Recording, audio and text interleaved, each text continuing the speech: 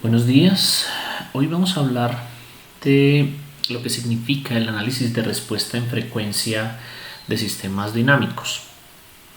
Desde el punto de vista de la definición, cuando hablamos del análisis de respuesta en frecuencia, nos referimos a cómo es el comportamiento o cómo caracterizar el comportamiento de un sistema dinámico cuando tenemos entradas periódicas senoidales. Lo que hacemos en ese proceso básicamente es determinar mediante representaciones gráficas cómo se comporta el sistema o cuál es el efecto que tiene el sistema sobre una señal de entrada para generar una señal de salida en función de lo que significa el comportamiento a diferentes frecuencias de esa señal de entrada. Entonces, la representación en frecuencia, la respuesta en frecuencia de un sistema es una representación que caracteriza cómo es la respuesta del sistema ante un rango de valores de frecuencia, de manera que para una entrada que contenga esos rangos de valores de frecuencia, pues podremos saber cuál es el efecto que se va a apreciar a la salida para esas componentes en frecuencia de la señal de entrada. ¿Cómo caracterizar esa representación de la respuesta en frecuencia? Lo primero es que para sistemas lineales invariantes en el tiempo hemos hablado de la función de transferencia del sistema, pero si evaluamos esa función de transferencia del sistema sobre el eje imaginario, es decir, si hacemos para la variable compleja S, la hacemos igual a j omega, que es equivalente a evaluar la función de transferencia del sistema sobre el eje imaginario, entonces lo que vamos a tener es lo que se conoce como la función de transferencia senoidal g de j omega, que no es otra cosa que el cociente entre lo que significaría la salida del sistema evaluada sobre j omega, sobre el eje imaginario, sobre lo que significaría la entrada evaluada también sobre el eje imaginario. Considerando, entonces, vamos a hacer una evaluación de señales senoidales, y entonces para esto si tenemos por ejemplo a la entrada una señal x de t, que es el seno de omega t con amplitud x mayúscula, entonces lo que vamos a tener a la salida de un sistema lineal invariante en el tiempo será una señal que también será senoidal conservando la misma frecuencia. Entonces a la salida tendremos la senoidal a la misma frecuencia, pero lo que vamos a tener entonces es una señal a la que le varía la amplitud con respecto a la amplitud de la señal de entrada y le cambia la fase. Los cambios de amplitud y fase se asocian a la función de transferencia del sistema. Es decir, el sistema tiene un efecto sobre la señal de entrada y la cambia, de manera que a la salida obtiene una señal que sigue siendo senoidal con la misma frecuencia, pero a la cual se le cambia la amplitud y la fase comparándola con la señal de entrada. Desde el punto de vista de la caracterización, entonces, esa amplitud a la salida depende del producto de la amplitud de la señal de entrada por lo que conocemos como la magnitud de la función de transferencia senoidal del sistema. Entonces, simplemente es el efecto que sobre la amplitud de la señal de entrada tiene la magnitud de la función de transferencia senoidal, que desde el punto de vista de la definición básicamente es el producto de x por viendo esa función de transferencia senoidal desde el punto de vista genérico como una ganancia y unas magnitudes de los ceros en el numerador, entonces el producto de las magnitudes de los ceros en el numerador dividido entre el producto de las magnitudes de los polos en el denominador. Esto para la función de transferencia del sistema. Y entonces al hacer el producto de la amplitud de la entrada por lo que llamamos la magnitud de la función de transferencia senoidal, podemos conocer cuál es la amplitud de la salida. Desde el punto de vista del desfase, entonces el desfase lo podemos determinar y lo definimos como este ángulo que depende de la función de transferencia senoidal del sistema, que se puede calcular como la arcotangente de la parte imaginaria de la función de transferencia senoidal sobre la parte real de la función de transferencia senoidal, o también se puede definir como la sumatoria de los ángulos que aportan los ceros menos los ángulos que aportan los polos. Y podemos determinar entonces el efecto en ángulo de los ceros, los puedo sumar y a eso le resto la suma de los aportes en ángulo que generan los polos, y con base en eso entonces puedo determinar el aporte en desfase. Fíjense que entonces que el cambio en magnitud y en fase tiene relación íntima con la función de transferencia senoidal del sistema. Esa función de transferencia desde el punto de la magnitud aporta en términos del cociente de magnitudes de ceros y polos, y por otro lado el aporte en fase depende de la función de transferencia senoidal, de manera que lo que tenemos es el aporte en ángulo de los ceros menos el aporte en ángulo de los polos. Depende entonces de la función de transferencia senoidal. Ese desfase será en atraso cuando el ángulo es negativo y en adelanto cuando ese ángulo es positivo. Bien. ¿Cómo obtener una representación del efecto que en magnitud y en fase tiene la función de transferencia senoidal de un sistema? Entonces, para eso conocemos una herramienta conocida como los diagramas de Bode, que no son otra cosa que una representación gráfica que permite, mediante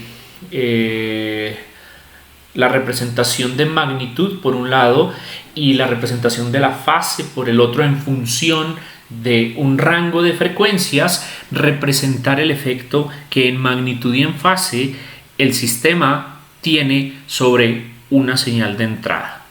Una señal de entrada que puede tener componentes en frecuencia en el rango de frecuencias representado por los diagramas de Bode. Entonces, la idea es poder caracterizar tanto el periodo transitorio como la estabilidad del sistema utilizando este tipo de representaciones. Veamos algunas características de los diagramas de Bode. Lo primero es que los diagramas de Bode se representan mediante unas gráficas semilogarítmicas en las que la frecuencia es el eje de las abscisas. Frecuencia representada en radianes por segundo, pero en escala logarítmica. Ya un poco más adelante vamos a ver un ejemplo de cuál es el efecto de tener una escala logarítmica en el eje horizontal que corresponde al eje de las frecuencias. Entonces los diagramas de Bode son dos gráficas.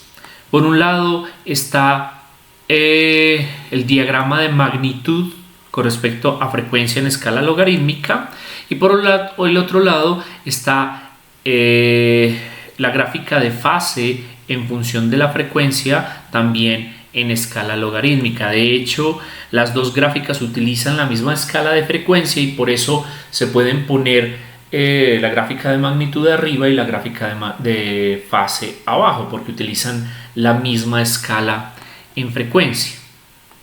Desde el punto de vista de la definición de magnitud, la magnitud se representa en decibeles, definiendo el decibel básicamente como 20 por el logaritmo de la magnitud de la función de transferencia senoidal. Entonces, fíjense que vamos a utilizar una representación logarítmica en función de la función de transferencia senoidal. Y al multiplicarlo por 20, entonces allí es donde aparece la definición de decibel, ¿cierto? Entonces, básicamente la magnitud va a estar representada por 20 logaritmo de la magnitud de la función de transferencia senoidal. Desde el punto de vista de la fase, entonces vamos a tener una representación en grados hexadecimales. También se puede hacer una representación en radianes, pero normalmente o con frecuencia se hace en grados. ¿Y por qué utilizar logaritmos en estos procesos? Específicamente para lo relacionado con la representación de la magnitud. Entonces, básicamente es que nos vamos a aprovechar de las propiedades de los logaritmos para convertir eso que en la definición del cálculo de la magnitud hemos planteado como los productos y el cociente de las magnitudes, en lugar de representarlo como productos y cocientes, como el logaritmo de esos productos y cocientes es equivalente a unas sumas y restas de logaritmos. Entonces, desde el punto de vista de la representación gráfica y la obtención de los diagramas de Bode, pues resulta ser mucho más conveniente representarlo como el logaritmo de esa magnitud. Eso pues se asocia a dos propiedades de logaritmos. Estamos hablando de que el logaritmo de un producto es la suma de los logaritmos y el logaritmo de un cociente es la resta del logaritmo del numerador menos el logaritmo del denominador. Y entonces, como para representar la magnitud tenemos los productos en numerador y denominador, esos productos de numerador y denominador los representamos como sumas, y el cociente entre numerador y denominador lo representamos como una resta. Al poder hacer sumas y restas, entonces yo puedo representar la magnitud de cada uno de los ceros en el numerador y sumarla, representar la magnitud de los polos en el denominador y sumarla como logaritmos, y ese cociente representarlo como una resta. Y de esa forma pues resulta ser muy conveniente para la construcción de lo que son de lo que es el diagrama de magnitudes de los diagramas de Bode. Entonces, desde el punto de vista de la construcción de los diagramas de Bode, básicamente nos vamos a enfocar en cuál es el efecto que cada uno de los factores de la función de transferencia senoidal, es decir, para el caso en el que teniendo la función de transferencia del sistema hacemos que la variable s sea igual a j omega, eso es la función de transferencia senoidal, y entonces si analizamos el efecto que cada uno de los términos de esa función de transferencia pueden tener en magnitud y en fase, será posible construir los diagramas de Bode. Cada uno de esos términos tiene un efecto individual en magnitud y tiene un efecto individual en fase, y entonces la idea es que podamos representar para la magnitud mediante sumas y restas de logaritmos una gráfica de magnitud, y en la fase mediante las sumas de los ángulos que aportan los ceros, restándole el efecto de los ángulos que aportan los polos, entonces obtener una representación en fase. Entonces ese aporte individual se puede apreciar aquí como cada uno de los términos de esta operación de suma.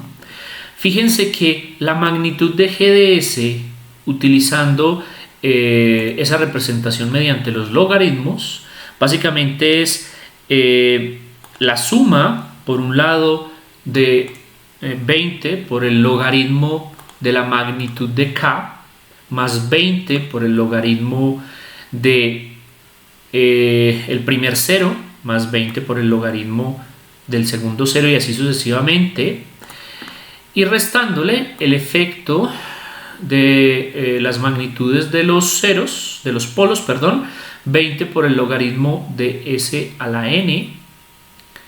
Estamos hablando de la magnitud de los polos s a la n, menos 20 por el logaritmo de la magnitud de s más p1, que sería el primer polo, y así sucesivamente. Entonces convertimos en un proceso de sumas y restas, ¿no es cierto? Bien. Entonces, existe un procedimiento manual que permite la construcción de los diagramas de Bode. Ese procedimiento pues, se basa en identificar término a término, cero a cero, polo a polo, cuál es el efecto que cada uno de ellos tiene, y se puede hacer una operación gráfica en la que se suman los efectos en diferentes intervalos de tiempo para construir tanto el diagrama de magnitud como el diagrama de fase.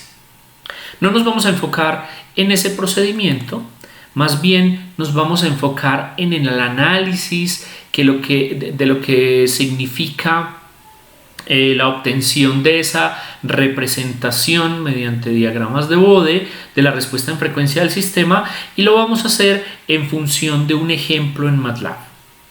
Entonces, para eso vamos a utilizar un sistema cuya función de transferencia, tenemos una planta básicamente cuya función de transferencia de la planta es 10 por s más 3 sobre s por s más 2 por s cuadrado más s más 2. Sabemos que si reemplazamos s por j omega, pues tenemos la función de transferencia senoidal, ¿no es cierto? Vamos a utilizar una herramienta de MATLAB que es el analizador de sistemas lineales invariantes en el tiempo.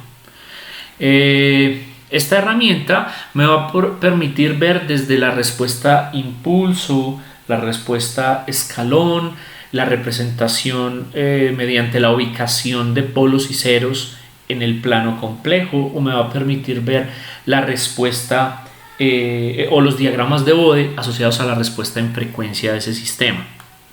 Veamos y analicemos entonces lo que esas representaciones significan en MATLAB.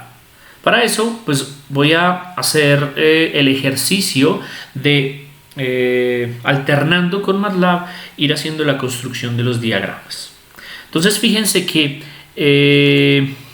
para plantear esta función de transferencia en MATLAB, recordemos que se define el numerador, se define el denominador, y luego se utiliza la función transfer function de MATLAB para representar mediante numerador y denominador lo que es la función de transferencia g. Y luego vamos a utilizar la función LTIView, que es el analizador de sistemas lineales invariantes en el tiempo de MATLAB, de esa función de transferencia. Entonces, hagamos ese planteamiento. Para el numerador lo que tengo es la convolución de 10 por el término s más 3, o sea, la convolución de 10 por... Aquí tengo un vector que representa el segundo término. Entonces recuerden que esta es la manera de representar este factor s más 3. Recuerden que lo que utilizamos es un vector donde aparecen los coeficientes de los términos en s. Entonces, para el término independiente tengo 3, para el término en s tengo el coeficiente es 1, y entonces así sucesivamente voy definiendo pues, los términos de cada uno, pues tanto del numerador como del denominador, para obtener la función de transferencia. Entonces,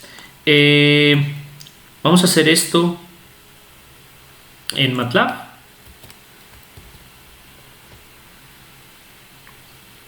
Entonces planteemos el numerador.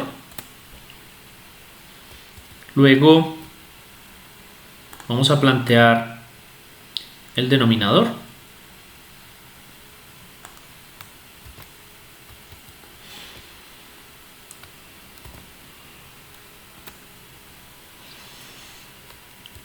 Vamos entonces a definir la función de transferencia.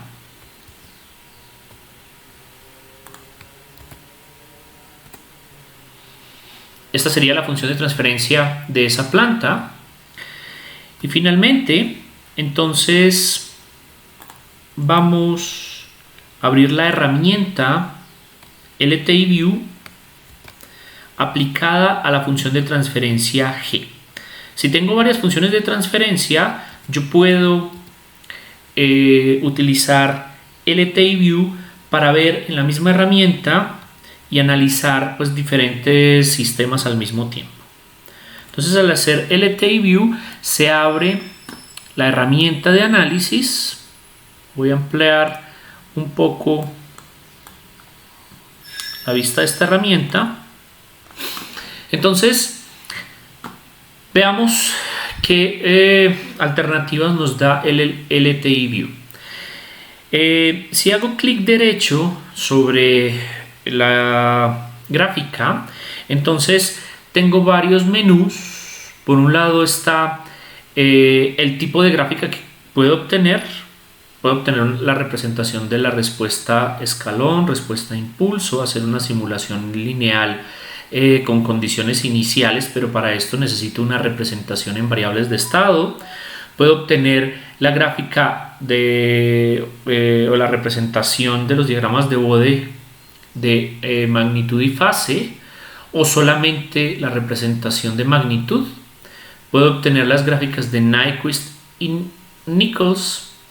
Puedo hacer análisis de valores singulares o la ubicación de polos y ceros para esa función de transferencia de esa planta. Entonces, por ejemplo, empecemos por aquí en la representación de polos y ceros. Fíjense que lo que tengo es un polo en el origen para la función de transferencia de esa planta. Tenemos un sistema en lazo abierto, ¿no es cierto? Entonces tengo un polo en el origen, tengo un par de polos complejos conjugados en -5 más -1.32i, tengo un polo en -2 y tengo un 0 en -3, ¿cierto? Es fácil de visualizar con base en la función de transferencia. Bien, también puedo, en el caso en el que tenga varios sistemas, puedo seleccionar los sistemas que quiero analizar en determinado momento. Puedo activar la cuadrícula correspondiente a esa gráfica.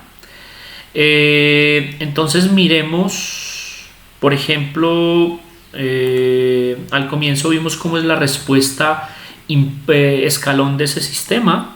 Es una respuesta que tiende a crecer a medida que el tiempo pasa. Uno pensaría entonces que es una respuesta inestable, ¿cierto? Es una respuesta no convergente. La respuesta impulso es una respuesta de este tipo. Veamos cómo son los diagramas de Bode. Entonces, para los diagramas de Bode tenemos el diagrama de magnitud representado en decibeles, el diagrama de fase representado en grados, y esas dos gráficas tienen en el eje horizontal la representación en frecuencia en radianes por segundo, ¿no es cierto? Voy a activar la cuadrícula, a ver si se alcanza a notar un poco pues las subdivisiones de esa representación, porque entonces aquí vale la pena que recordemos lo que significa que, recuerden que ese eje horizontal que representa la frecuencia en radianes por segundo está en escala logarítmica.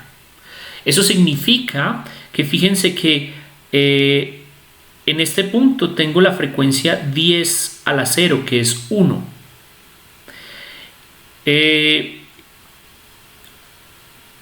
Aquí más abajo tengo 10 a la menos 1 radianes por segundo, o sea 0.1 radianes por segundo.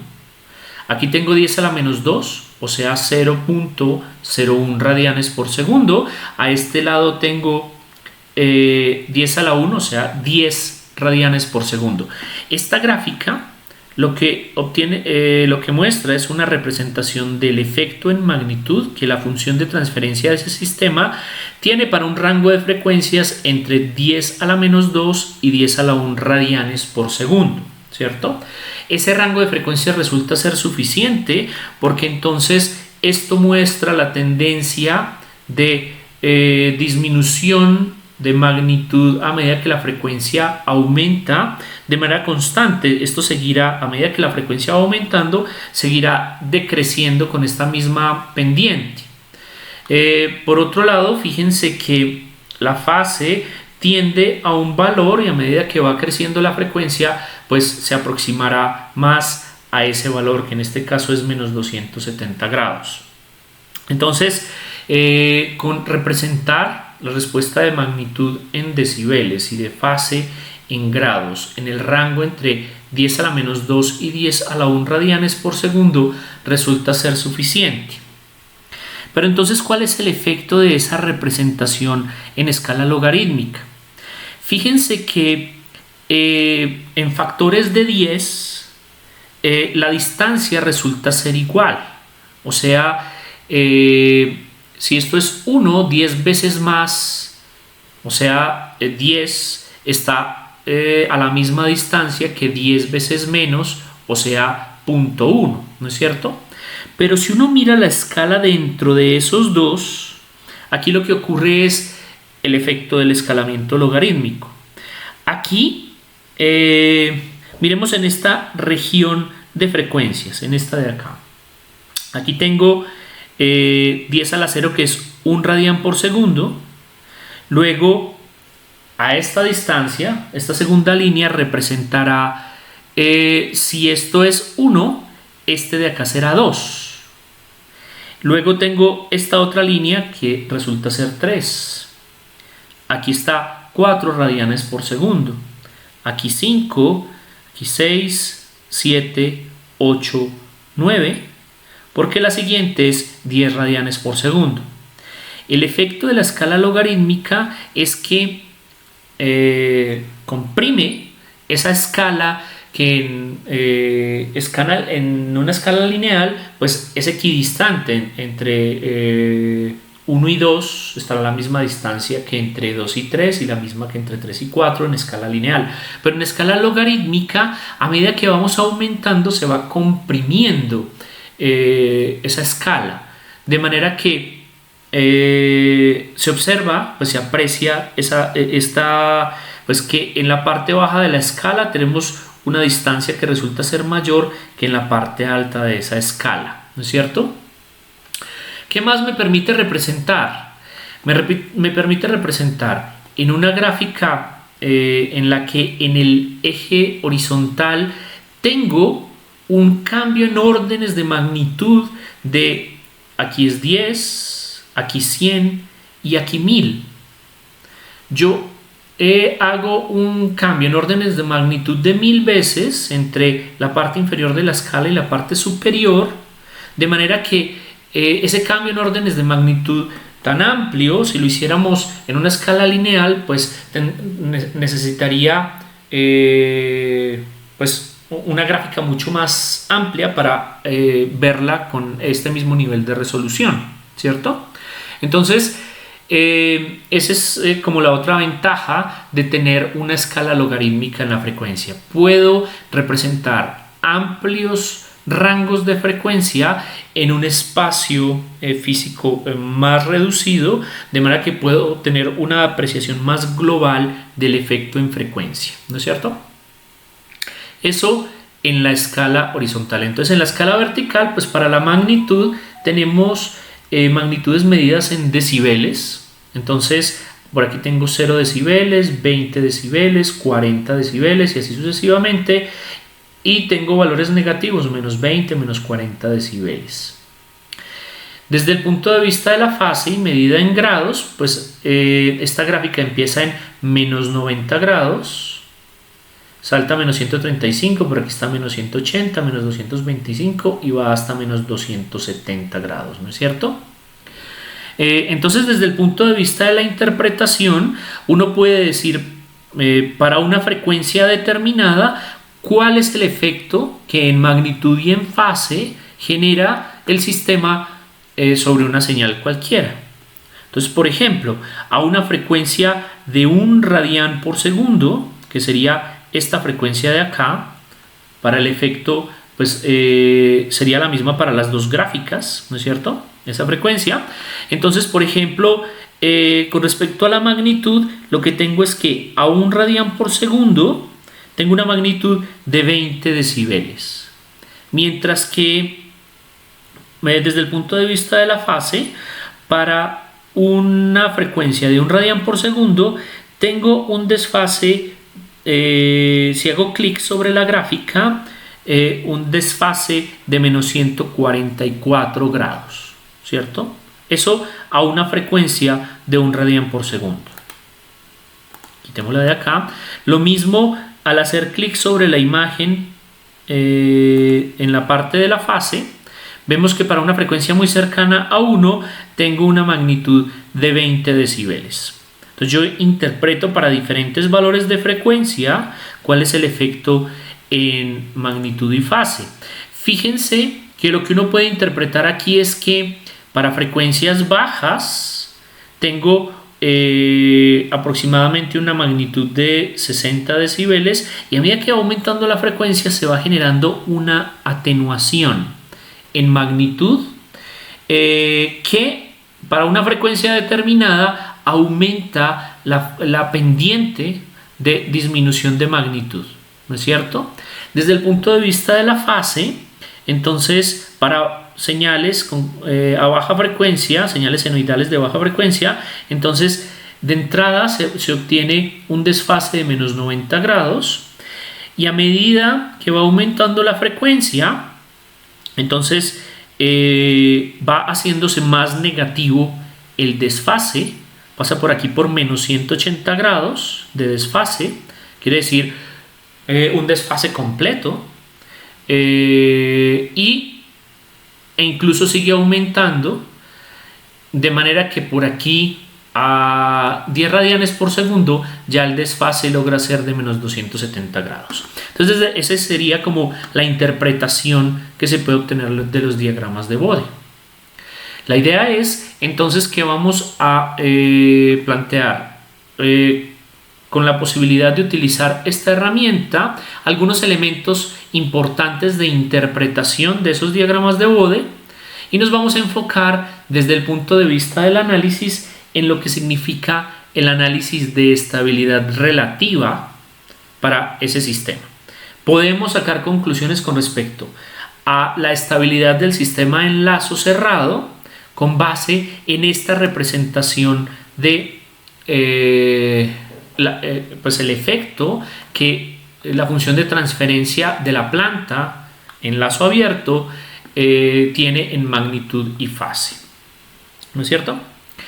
Bien, entonces regresemos al planteamiento. Hemos obtenido entonces la gráfica correspondiente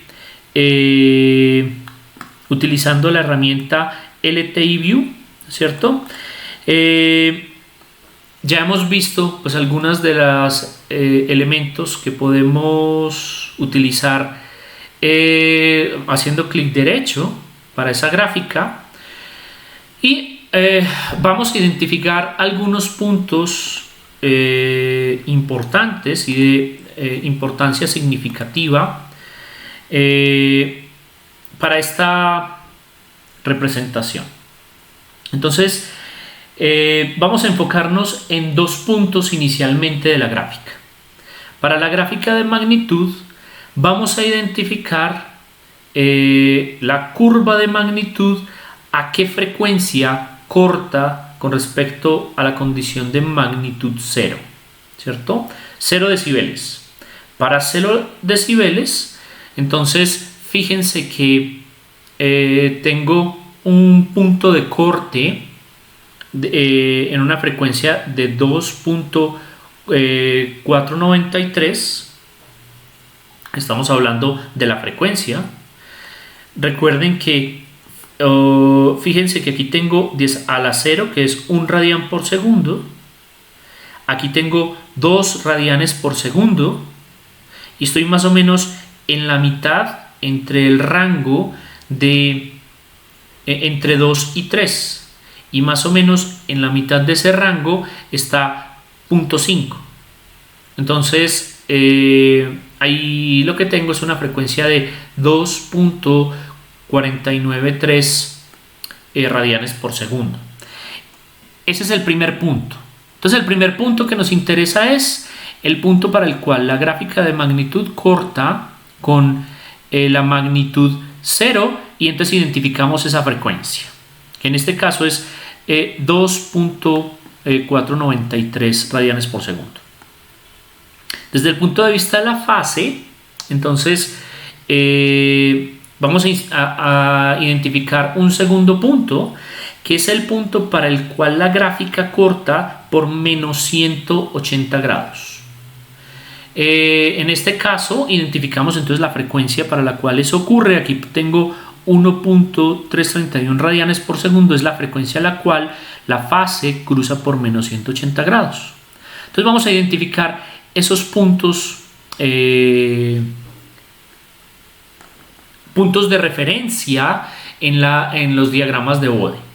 Entonces vamos a definir para la frecuencia de corte de magnitud por 0 una frecuencia que llamamos omega 0, que vimos que nos dio muy aproximadamente 2.5 radianes por segundo, y una segunda frecuencia omega 1, que es la frecuencia a la cual pues corta la fase por menos 180 grados, que ocurrió a la frecuencia omega 1 de 1.333 radianes por segundo, ¿no es cierto?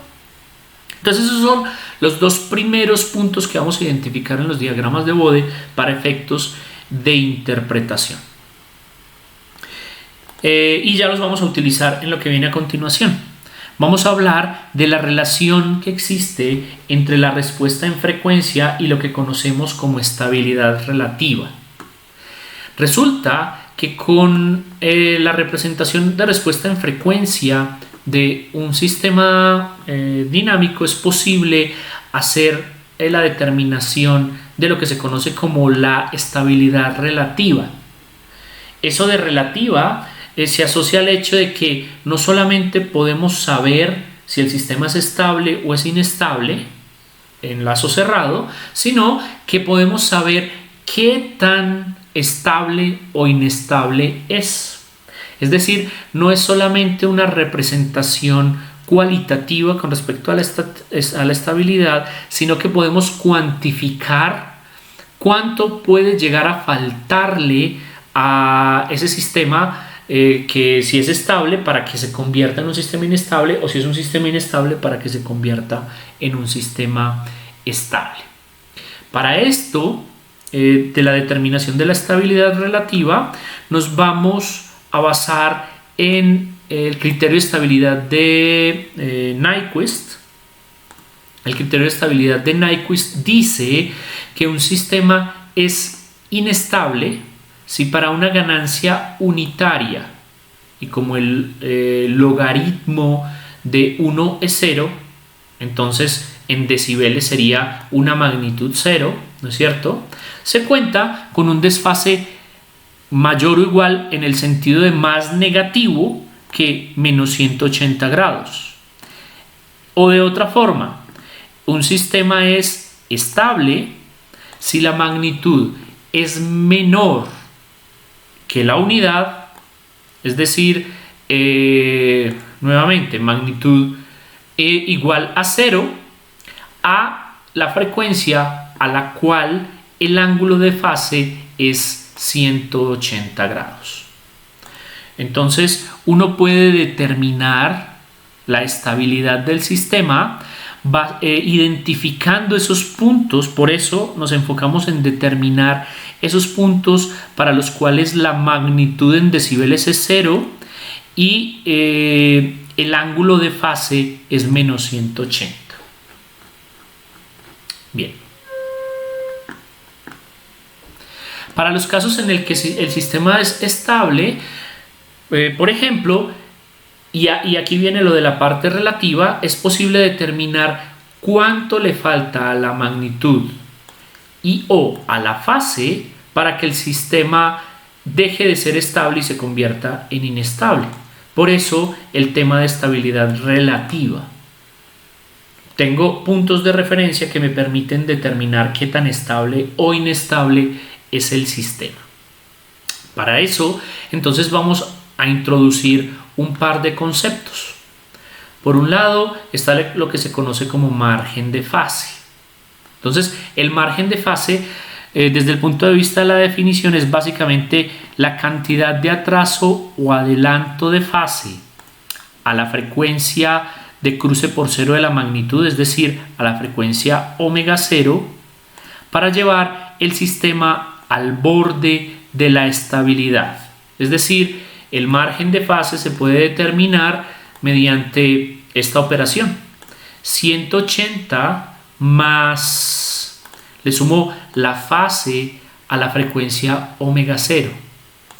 Fíjense lo que estoy planteando aquí. Yo determino cuál es omega 0. Omega 0 es la frecuencia a la cual ocurre el corte de magnitud por 0. Es decir, viniéndome a la gráfica de magnitud, identifico a qué frecuencia corto por 0. O sea, 2.5 radianes por segundo. Y a esa frecuencia voy e identifico cuál es la fase.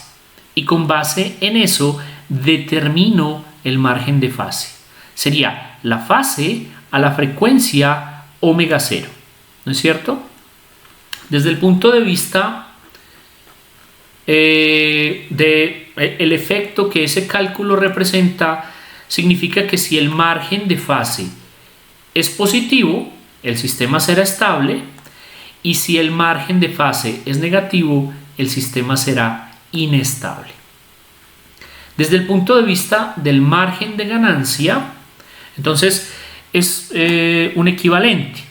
Yo tengo que el margen de ganancia está definido como la cantidad de aumento o disminución de la ganancia a la frecuencia en la cual la fase cruza por menos 180. Recuerden que eso es a la frecuencia omega 1. De manera que en esa condición pues se lleva el sistema al borde de la estabilidad. ¿Qué tanto hay que aumentar o disminuir la ganancia a la frecuencia omega 1 para llevar el sistema al borde de la estabilidad? Y para el cálculo del margen de ganancia, básicamente es obtener la versión negativa, porque es 0 menos la ganancia a la frecuencia, la magnitud a la frecuencia omega 1. Esto es equivalente a decir, como la magnitud está en decibeles, es igual a menos 20 por el logaritmo de la magnitud de la función de transferencia senoidal a la frecuencia omega 1. ¿No es cierto? Es decir, desde el punto de vista de la interpretación, yo determiné la frecuencia omega 1, que es la frecuencia a la cual la fase cruza por menos 180 grados. Y para esa frecuencia, entonces verifico cuál es la magnitud. Entonces fíjense que aquí lo que tengo es una magnitud positiva, que puedo determinar el valor a la frecuencia omega 1, que es la frecuencia a la cual el diagrama de fase cruza por menos 180 grados, ¿no es cierto? Bien. Con respecto al margen de ganancia, entonces si tengo un margen de ganancia que resulta ser positivo, el sistema será estable, y si el margen de ganancia es negativo, el sistema será inestable. ¿Qué tan estable o inestable es? En función del margen de fase o margen de ganancia, pues depende de este cálculo.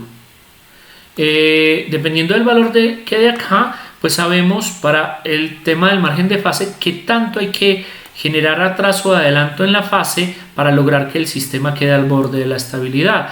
O si es desde el punto de vista de la magnitud, significa que hay que determinar cuál es el aumento o disminución de ganancia necesario para lograr que el sistema se vaya al borde de la estabilidad. ¿No es cierto? Bien. En esta gráfica que se encuentra en el libro de Ogata, pues vemos una caracterización de lo que es un sistema estable y un sistema inestable. A la izquierda tenemos un sistema estable que tiene un margen de ganancia positivo. Recuerden que el margen de ganancia se asocia a la frecuencia en la cual la fase cruza por menos 180, y entonces si se obtiene un margen de ganancia de este tipo, entonces va a tener un margen de ganancia positivo y por lo tanto el sistema será estable. El margen de fase, que será la diferencia entre la fase y menos 180 a la frecuencia en la cual la magnitud cruza por cero, en este caso será un margen de ganancia de fase positivo que entonces se asocia a un sistema estable. Un sistema que tiene margen de ganancia positivo y margen de fase positivo será un sistema estable. Por otro lado, un sistema que tiene margen de ganancia negativo y margen de fase negativo será un sistema inestable. Entonces, estas son pues, características típicas de la manera en la que se puede interpretar los diagramas de magnitud de fase para determinar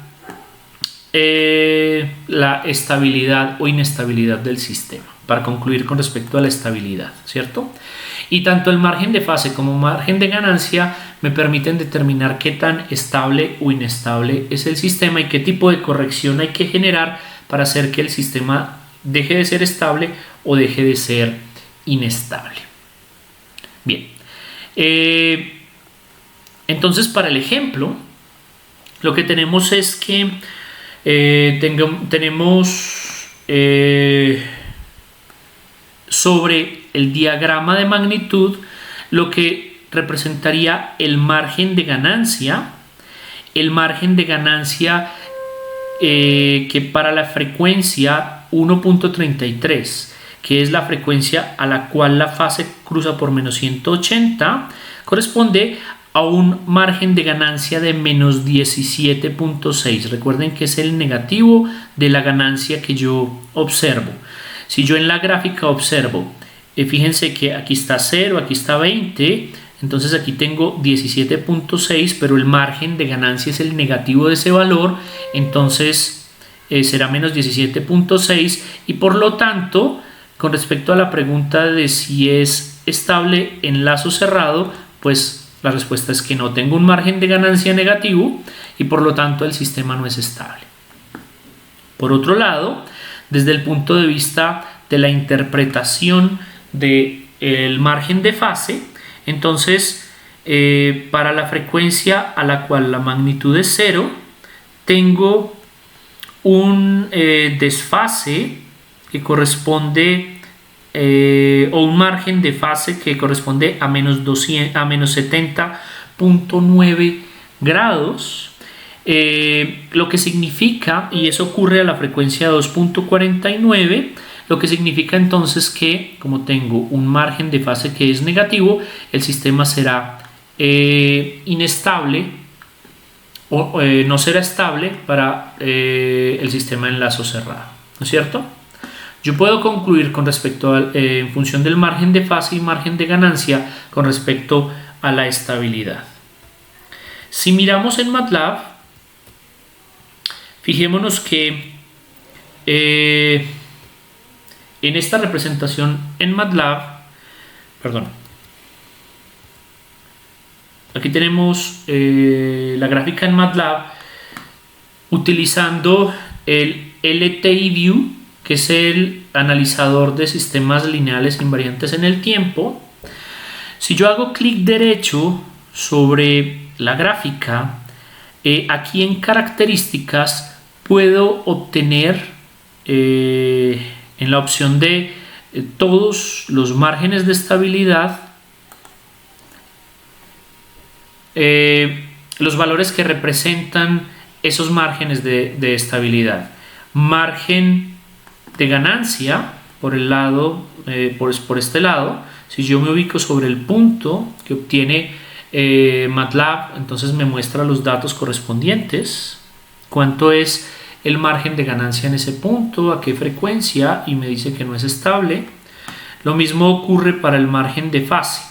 Entonces eso lo puedo obtener nuevamente haciendo clic derecho sobre las gráficas de los diagramas de Bode y mostrando o activando la opción de mostrar todos los márgenes de estabilidad, ¿no es cierto? Bien.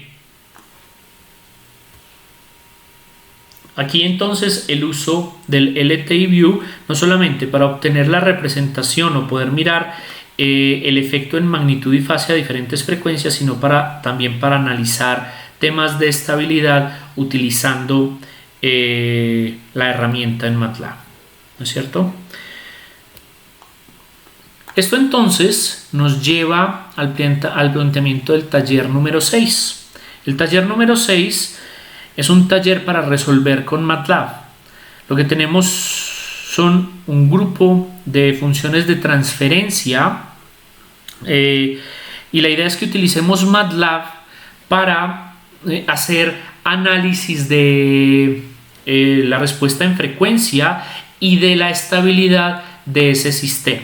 Entonces, la idea es que para los problemas planteados en el taller se obtenga la representación de magnitud y fase utilizando, puede ser el LTI View. Como alternativa existe la función Bode y como parámetro pues la función de transferencia que quiero representar, que me obtiene una representación igual a esta y con los mismos elementos de análisis, y entonces hacer un análisis de cómo es entonces la respuesta en magnitud y fase de ese sistema, y con base en los márgenes de ganancia entonces analizar lo que significa el margen de fase y el margen de ganancia con base en esa definición y concluir con respecto a la estabilidad del sistema. De eso se trata el taller número 6, que entonces estará propuesto en el Moodle a partir de ahora. Con eso entonces terminamos la presentación del día de hoy, que tuvo como objetivo hacer procesos de interpretación de los diagramas de Bode como representaciones de la respuesta en frecuencia de sistemas y la aplicación de esa interpretación en el contexto de la teoría de control. Bien, entonces no es más por el día de hoy. Hasta pronto.